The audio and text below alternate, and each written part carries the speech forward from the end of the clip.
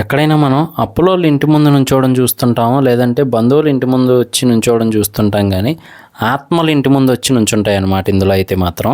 అలాగే ఇందులో చాలా కాలం తర్వాత అయితే కోవై సరళ గారు అయితే నటించారనమాట. ఇంకా మన సుబ్బరాజ్ గారు, చాలామంది యాక్టర్స్ అయితే ఉన్నారు. సో పూర్తి రివ్యూలోకి వెళ్ళే ముందు కొత్తగా మన ఛానల్ చూస్తే ప్లీజ్ సబ్స్క్రైబ్ చేసుకోండి, అలాగే వీడియోని లైక్ చేసి సపోర్ట్ చేయండి. ఇక రివ్యూలోకి వెళ్ళిపోదాం పదండి. Welcome to the review of the web series Devika and Danny. First of all clear కట్గా అయితే మీకు స్టోరీ చెప్తాను అనమాట. సో ఆ స్టోరీ బట్టి ఎవరు ఎలా యాక్ట్ చేశారనేది మీకు చెప్పేస్తాను. ఓవరాల్గా మీరు చూడొచ్చా లేదని మీకు అర్థమైపోద్ది. స్టోరీ ఏంటి అంటే కనుక, రీతు వర్మ గారు ఒక స్కూల్లో మ్యూజిక్ టీచర్గా అయితే వర్క్ చేస్తూ ఉంటారు. ఇక వాళ్ళ ఫ్యామిలీ విషయానికి వస్తే కనుక, రీతు వర్మ గారి ఫాదర్ చాలా స్ట్రిక్ట్ రైల్వే ఎంప్లాయ్ అనమాట. ఆయన ఎప్పుడెప్పుడు రీతు వర్మ గారికి మ్యారేజ్ చేద్దామా అని చెప్పి అయితే సంబంధాలు చూస్తూ ఉంటారు. ఇక రీతు వర్మ గారి ఫాదర్ అంటే రీతు వర్మ గారి తాతగారు ఈ వెబ్ సిరీస్లో చాలా పవర్ఫుల్ అనమాట. వాళ్ళ ఫ్యామిలీకి మెయిన్లీ రెస్పెక్ట్ వచ్చింది వాళ్ళ తాతగారి వల్ల అనమాట. ఎందుకు అంటే ఈ ఆత్మలు వీటన్నిటికీ విముక్తి కలిగిస్తూ ఉంటారనమాట.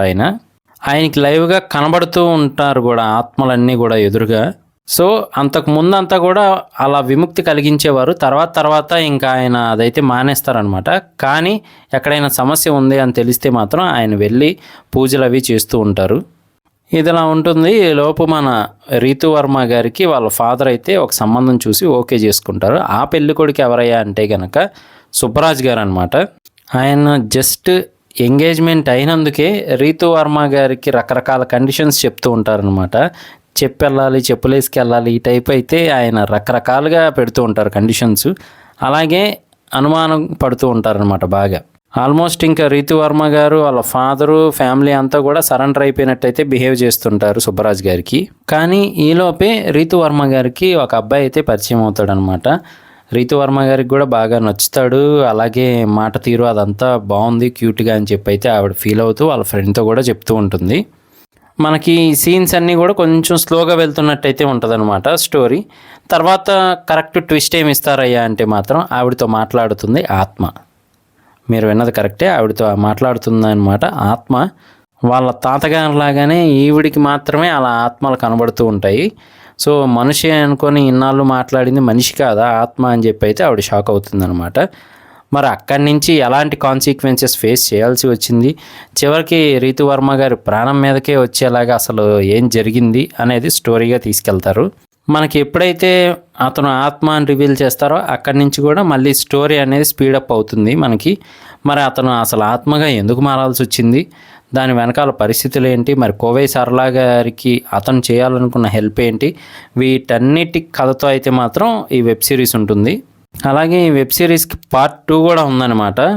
అంటే సీజన్ 2 కూడా త్వరలో రాబోతుంది అన్నట్టయితే పెట్టారు. కానీ మనకి ఎండింగ్ చేసినప్పుడు మాత్రం అబ్బా మిగతా ఎపిసోడ్స్ కూడా చూపించేసి క్లోజ్ చేయొచ్చు కదా, ఎందుకు ఇలా మనకి సస్పెన్స్ మెయింటైన్ చేశారనిపిస్తుంది. సో సీజన్ 2 అయితే మాత్రం చాలా ఇంట్రెస్టింగ్గా ఉండేలా అయితే ప్లాన్ చేశారు. ఎపిసోడ్స్ అయితే మొత్తం ఈ సీజన్ 1కి 7 ఉన్నాయి. అన్నీ కూడా ½ అన్ అవర్ లోపే ఉంటాయి అన్నమాట. ఇంకొన్ని ఎపిసోడ్స్ యాడ్ చేసి అలాగే ఇదే కొంచెం ఎపిసోడ్స్ లెంత్ పెంచి సీజన్ 2ది కూడా మనకి ఇందులోనే ముగించేస్తే బాగుండేది. కానీ సీజన్ 2 కోసం అయితే మాత్రం సస్పెన్స్లు చాలా దాచారు. సో చూద్దాము ఎలా ఉండబోతుంది ఏంటి అని చెప్పి అయితే మాత్రం. మొత్తానికైతే పర్లేదు, 1 టైం వాచబుల్. జియో ప్లస్ హాట్స్టార్లో అయితే అవైలబుల్గా ఉంది. యాక్టర్స్ అందరు పర్ఫార్మెన్సెస్ కూడా చాలా బాగున్నాయి. ఇది నా రివ్యూ మాత్రమే. మరి చూసిన తర్వాత మీకేమనిపించింది అనేది కింద కామెంట్ చేయడం మర్చిపోకండి. ఇలాంటి రివ్యూస్తో లేటెస్ట్ అప్డేట్స్తో మన ఛానల్లో నెక్స్ట్ వీడియోలో కలుస్తాను. నేను మీ ప్రసాద్. Love you all.